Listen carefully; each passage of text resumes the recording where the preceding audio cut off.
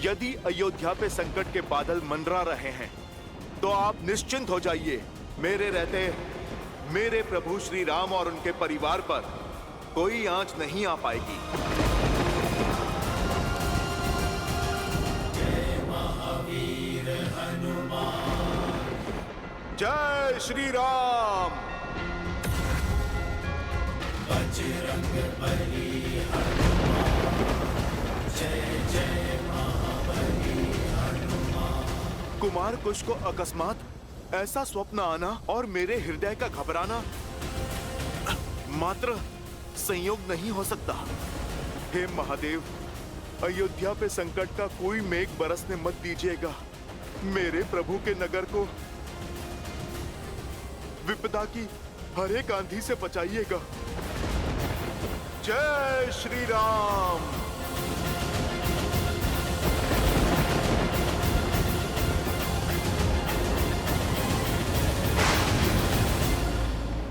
लक्ष्मण,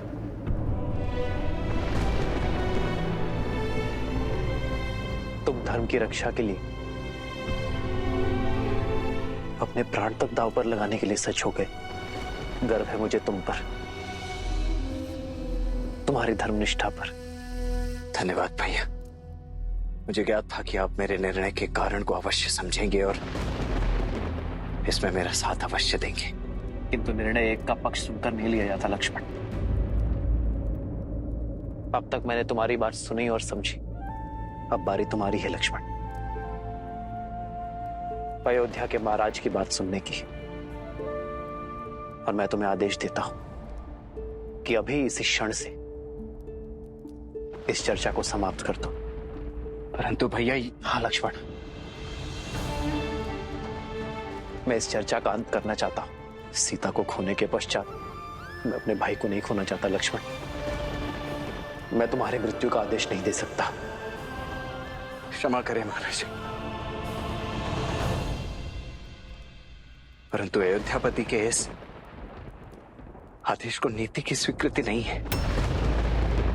रघुकुल के सम्मान के लिए, वचन के लिए रघुवंशी अपना बलिदान देते हैं और इस बलिदान से मैं अपना पग पीछे नहीं ले सकता। लक्ष्मण महाराज, और बड़े भाई होने के नाते आपसे आज्ञा चाहता हूं, क्योंकि आपकी आज्ञा के बिना मेरे पग आगे भी कैसे बढ़ पाएंगे। ये पावन धरती छोड़ परलोक नहीं जा पाएंगे भैया।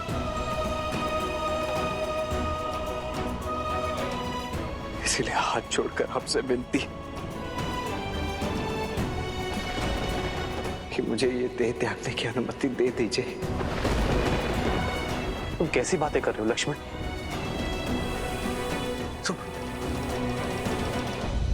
महादेव, श्री राम लक्ष्मण को सब सत्य बताकर स्वयं को और उन्हें इस पीड़ा से मुक्त क्यों नहीं कर देते?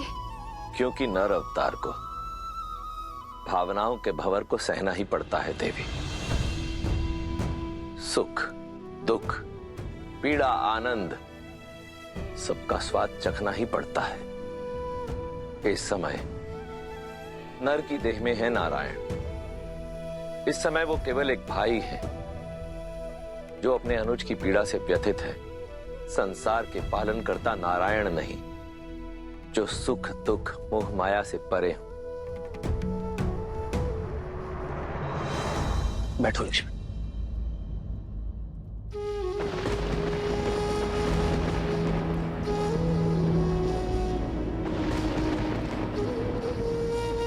तुमने एक भाई से आज्ञा मांगी है लक्ष्मण, जो वो नहीं देगा।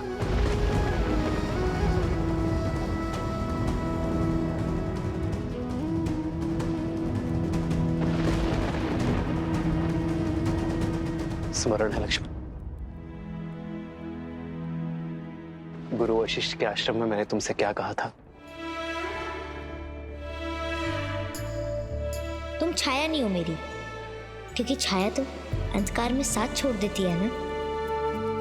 तुम मेरी आत्मा हो, अगर तुम रूठे तो मैं नहीं। तुम ही बताओ लक्ष्मण, क्या आत्मा शरीर से पृथक हो सकती है? उत्तर दो लक्ष्मण। मैं कैसे आज्ञा दे दूं तुम्हें? लक्ष्मण, तुमने तो अपना जीवन, अपना सर्वस्व मुझ पर लुटाया है। मुझे कांटों पर ना चलना पड़े, इसलिए तुम सदा कांटों भरी डगर पर चलते रहे। मेरे और सीता के दास बनकर रहे हो तुम लक्ष्मण।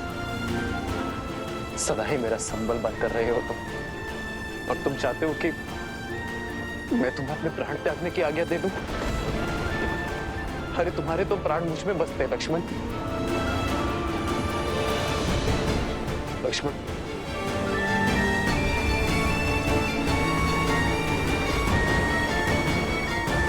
आने वाला युग चाहे मुझे अधर्मी कहे, मुझ पर लांछन लगाए, तो मेरा धर्म यही कहता है लक्ष्मण कि तुमने अपनी प्रजा की रक्षा के लिए निर्णय लिया, इसलिए तुम अपराधी नहीं हो मेरे भाई।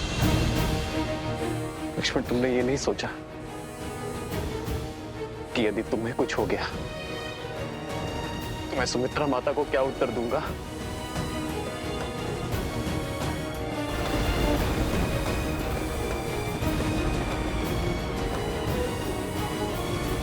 मेरी माता ने तो मेरे जन्म से पूर्व ही मुझे आपकी शरण में सौंप दिया था भैया। मेरा तो जन्म ही आपकी सेवा के लिए हुआ है।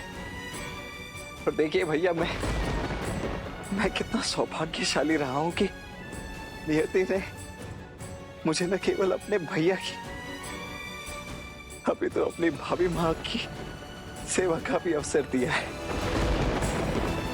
अपने इस संपूर्ण जीवन में श्री राम के अनुज लक्ष्मण ने अपने प्रत्येक वचन को पूरी निष्ठा से निभाया है। मेरे इस अंतिम कर्तव्य से मुझे मोड़कर मेरी सेवा को कलंकित मत कीजिए भैया।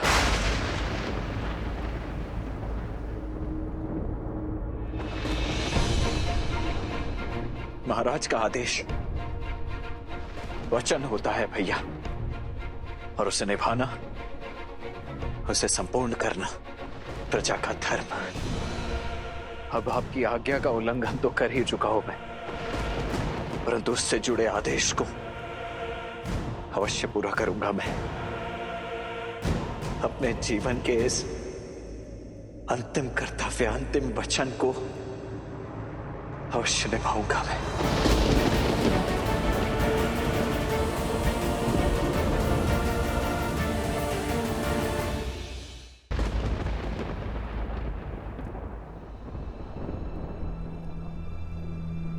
परंतु अपने भैया की अनुमति मिलने के पश्चात, इसलिए जब तक आप मुझे स्वयं देह त्यागने की अनुमति नहीं दे देते, तब तक इसी क्षण से ये लक्ष्मण अन्न जल त्यागने की प्रतिज्ञा लेता है।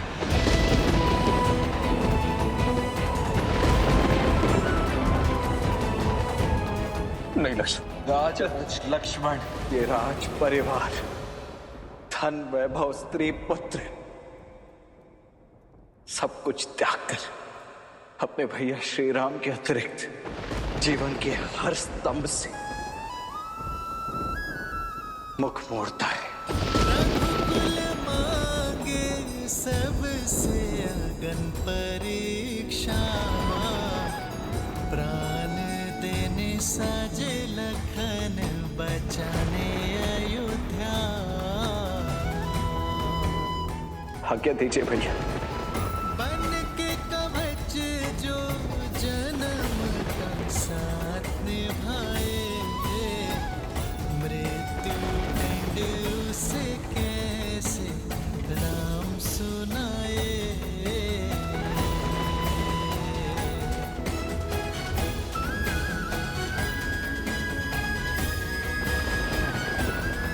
आदर्श और मर्यादा की है ये कथा।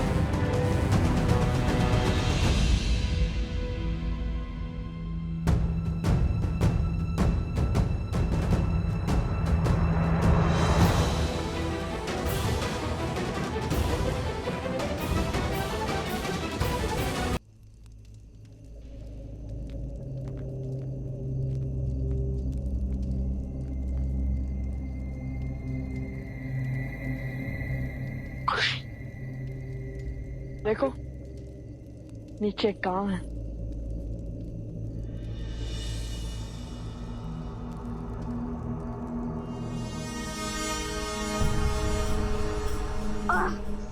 भैया किसी घोड़े ने जिद का आभास है यहाँ और बहुत घबरा रहा है।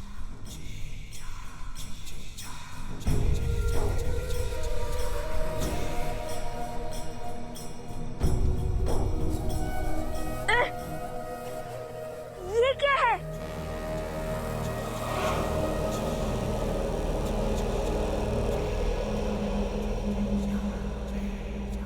क्या अनर्थ हुआ है यहाँ पे?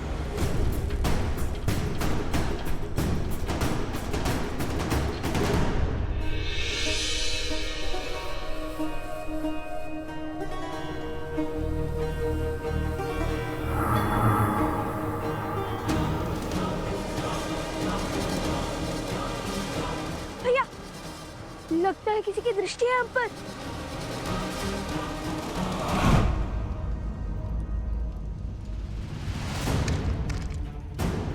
भैया ये तो दलदल है।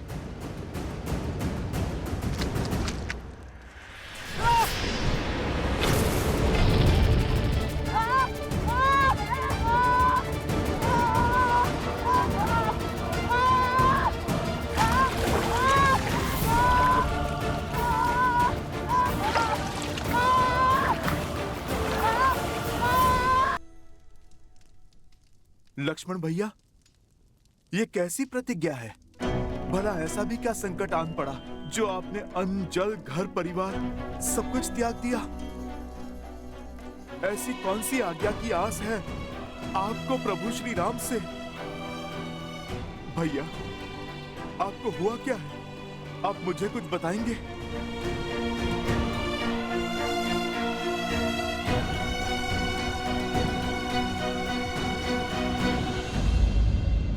लक्ष्मण भैया, मैं इस अयोध्या में केवल प्रभु श्री राम का सेवक ही नहीं, अपितु संपूर्ण रघुकुल का सेवक हूँ। लक्ष्मण भैया, मित्र नहीं तो सेवक समझकर ही अपनी व्यथा बता दीजिए। हनुमान जी, आप ही के कारण तो ये लक्ष्मण युद्ध भूमि में मृत्यु के मुख से पुनः जीवन को प्राप्त कर पाया था। स्वयं को मेरा सेवक कहकर मुझे पाप का भागी मत बनाइए। आपका स्थान तो इस रघुकुल में मुझसे 100 गुना ऊंचा है। प्रभु श्री राम जिस रूप में आपको मिले, हमें कभी न मिल पाए। कितने अभागे हैं हम। मैं अपनी व्यथा से आपको चिंतित नहीं करना चाहता, केवल इतना कहूंगा कि इस समय भैया को आपकी अत्यंत आवश्यकता है। ऐसा क्या हुआ लक्ष्मण भैया जो बात आपको कचोट रही है, मेरे प्रभु को पीड़ा दे रही है? उसके विचार मात्र से मैं चिंतित हो उठा हूं भैया। अब शेष है तो केवल इस समस्या का हल, इस संकट का निवारण। क्या इस समस्या का निवारण ढूंढ पाएंगे आप? लक्ष्मण भैया, राम काज करने के लिए तो मैं कुछ भी कर सकता हूँ। असंभव से असंभव संकट हल किए हैं मैंने, आप तो सब जानते हैं लक्ष्मण भैया। बताइए लक्ष्मण भैया, आप मुझे बताइए क्या है आपकी समस्या? भैया से कोई भेंट करने आया था हनुमान जी, जिसके पास भाभी माँ की मुद्रिका थी।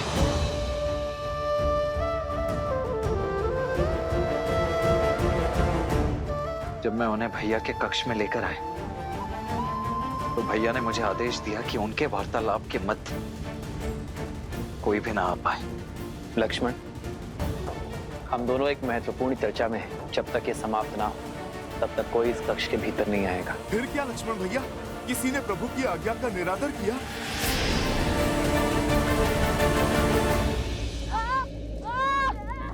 शांत, कुछ पूर्णतः शांत हो जाओ।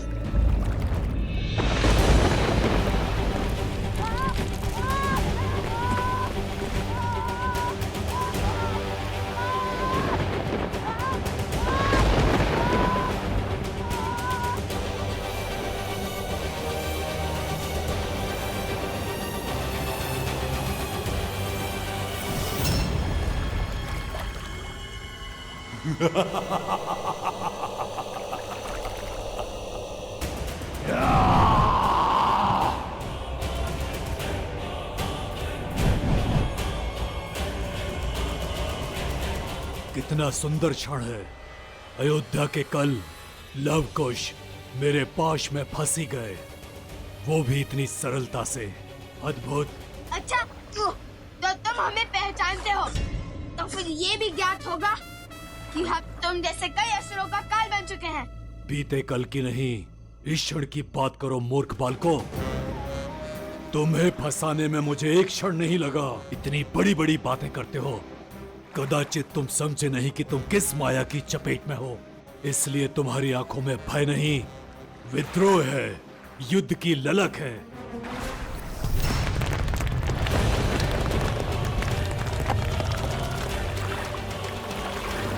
अब मेरे अतिरिक्त तुम्हें इस दलदल से कोई नहीं निकाल सकता, कोई नहीं। कौन तो ना परिचय दो। क्यों नहीं?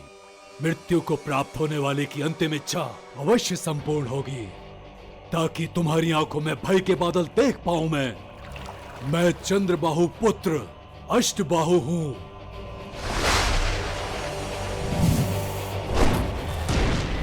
सहस्त्रमुख रावण का पौत्र अष्टबाहु।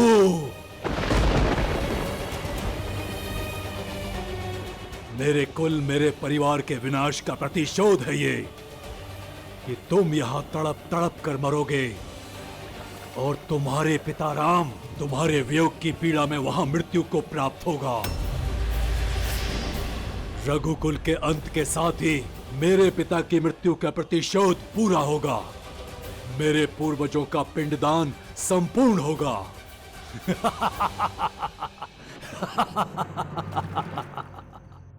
क्या लक्ष्मण भैया, आपके प्रवेश करते ही वो कक्ष से लुप्त हो गए?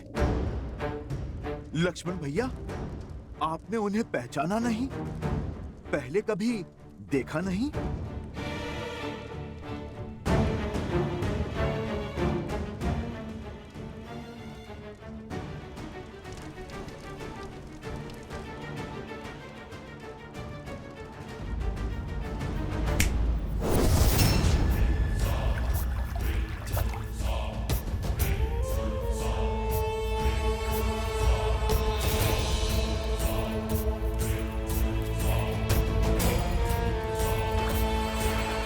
अब धीरे धीरे तुम दोनों मेरे बनाए इस दलदल में धंसते जाओगे और कुछ ही क्षण में मृत्यु को प्राप्त हो जाओगे।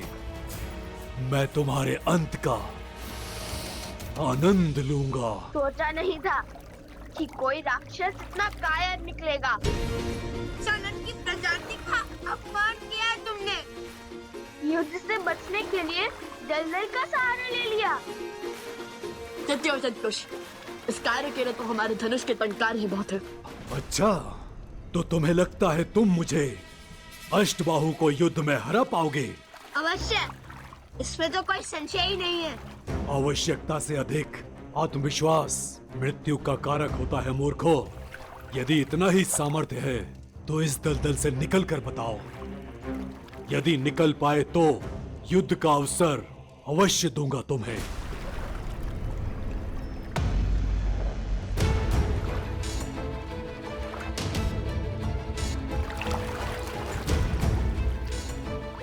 मूर्ख, कोई लाभ नहीं होगा इस वस्त्र का। यहाँ आसपास कोई वृक्ष नहीं है जिस पर लटक सको।